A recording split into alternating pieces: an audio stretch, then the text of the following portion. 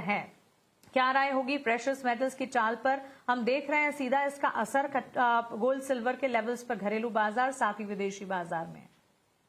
Good morning Mansi जी। अगर बात करें मार्केट की, तो मार्केट के अंदर फेड के डिसीजन आ चुका है और कोई रेट चेंज नहीं करा है। लेकिन सबसे बड़ी चीज ये है कि जो सितंबर में हाइक रेट की बात कर चल रही थी, उस पे भी कहीं ना कहीं पूर्ण विराम लगता हुआ देखा है और यहाँ पे जो एक्सपेक्टेशन है वो काफी घट गई है। हम देख रहे हैं जो मीटर है उसके अंदर 36% रह गया है, जो सितंबर में जहां पे हम बात कर रहे थे 70% 75% एक्सपेक्टेशन थी कि रेट हाइक हो जाएगी, वो अब सिर्फ 36% पे आ गई है, जिसकी वजह से हमने देखा है गोल्ड सिल्वर प्राइसेस को शार्प अपसाइड मोमेंटम हमने अपसाइड का देखा। फेड ने किसी भी तरह का चेंजेस नहीं करा। मार्केट के अंदर रूमर चल रहा था कि 0.25% या फिर 0.35% इसी फेड मीटिंग में चेंज कर सकते हैं। वो चीज यहाँ पे देखने को नहीं मिली है। एक्सपेक्टेशन, स्ट्रीट एक्सपेक्टेशन डेफिनेटली थी कि यहाँ पे कोई भी चेंजेस देखने को नहीं मिलेगा। सेम चीज यहाँ पे हमको देखने को मिली है।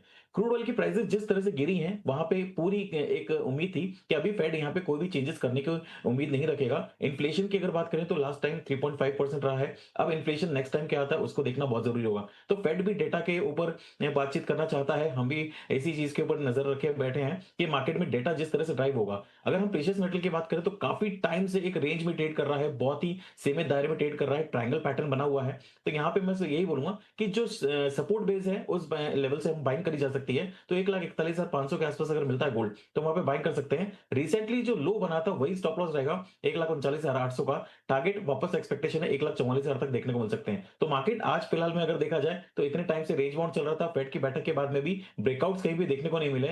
मेक और ब्रेक की स्ट्रेटेजी अभी वेट करना पड़ेगा। अब यहाँ पे सपोर्ट बेस बाइंग यहाँ पे कर सकते हैं। तो 1,41,500 के आसपास अगर गोल्ड मिलता है तो बाइंग करके चलना है, मुझे लगता है सुरक्षित रहेगा। लेकिन स्टॉप लॉस 1,39,800 का स्ट्रिक्टली मेंटेन करके चलेंगे।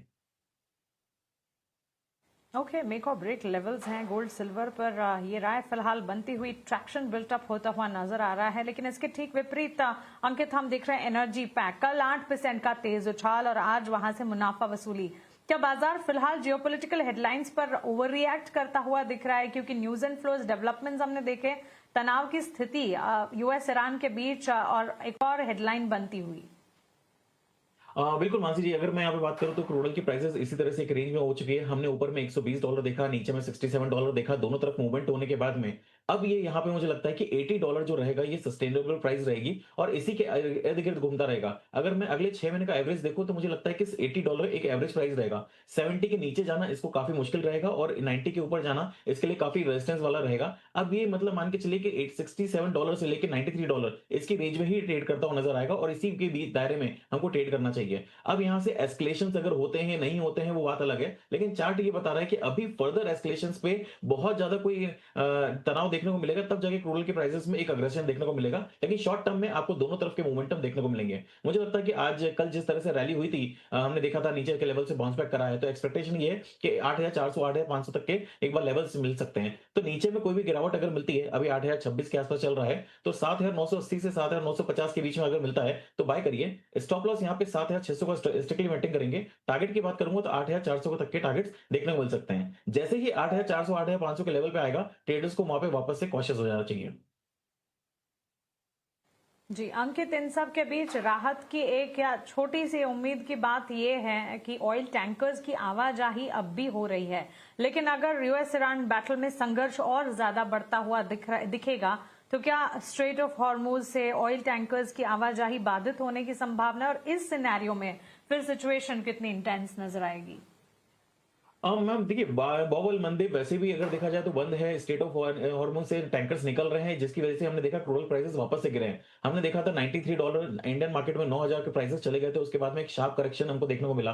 तो ये सारी चीजें अभी देखिए इफ एंड बट वाली चल रही हैं। तो यहाँ पे मैंने अभी जैसे बोला कि ये टैंकर्स की आवाजाही चालू हो गई है। डोनाल्ड ट्रंप भी बार बार एक ही चीज बोल रहे हैं कि अब मार्केट के अंदर जो ईरान है वो बातचीत करने के लिए तैयार है। तो यहाँ पे एक चीज क्लियर है कि डोनाल्ड ट्रंप भी नहीं चाहते हैं कि प्राइसेस क्रूड के बहुत ज्यादा ऊपर जाएं, क्योंकि अगर बहुत ज्यादा ऊपर गए तो डेफिनेटली इन्फ्लेशन के ऊपर असर आएगा। इन्फ्लेशन के ऊपर असर आएगा तो उसका सीधा इंपैक्ट कहीं ना कहीं जो फेड है वो इंटरेस्ट रेट को लेके पहल करेगा, इंटरेस्ट रेट बढ़ाने की बात करेगा। तो यहां पे डोनाल्ड ट्रंप नहीं चाहते प्राइसेस बहुत ज्यादा नीचे जाएं और वो ये भी नहीं चाहते हैं कि प्राइसेस बहुत ज्यादा ऊपर जाएं। तो यहां पे मैंने जैसा भी थोड़ी देर पहले बोला कि ये अब आवाजाही चल रही है, बातचीत वापस से चालू हो जाएगी, वापस से कंसोलिडेशन वाला फेज चला जाएगा। तो क्रूड ऑयल प्राइसेस दोनों तरफ के मोमेंटम आपको करते हुए नजर आएंगे।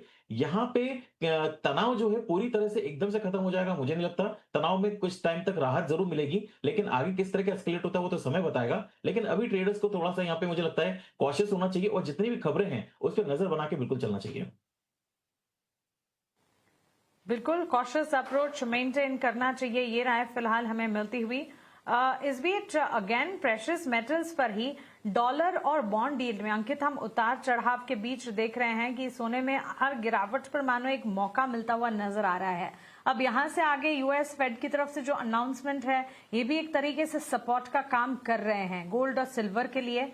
अब डॉलर स्ट्रेंथन अगर होना कम हो जाता है, उतार चढ़ाव तो हम देख ही रहे हैं, सो क्या डोमेस्टिक गोल्ड सिल्वर प्राइसेस में यहां से फर्दर अपसाइड्स नजर आ सकते हैं और इसके उम्मीद, इसके संकेत आसार कितने नजर आते हैं?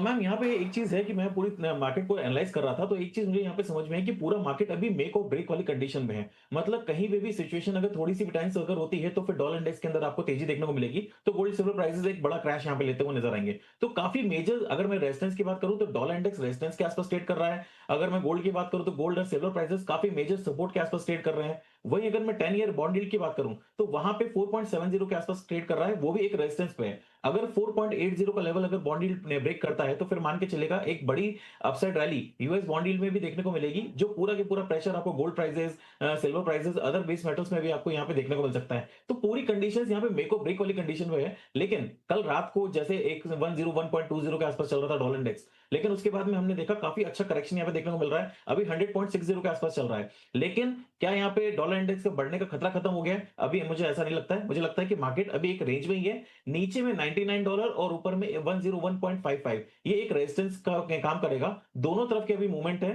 फेड के बाद में उम्मीद थी कि मार्केट के अंदर क्लैरिटी देखने को मिलेगी, लेकिन कल रात से अभी तक अगर देखा जाए तो मार्केट के अंदर क्लैरिटी देखने को नहीं मिली है। आज शाम को एडवांस जीडीपी के डेटा भी है, कोर पीसी का डेटा भी है, उसके बाद शायद मार्केट के अंदर क्लैरिटी देखने को मिले। तो ट्रेडर्स को यहाँ पे अभी काफी कॉशियस अप्रोच बनाकर चलना चाहिए।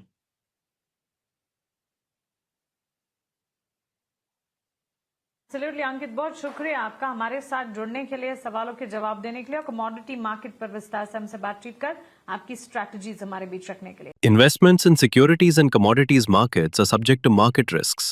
Read all relevant documents carefully before investing.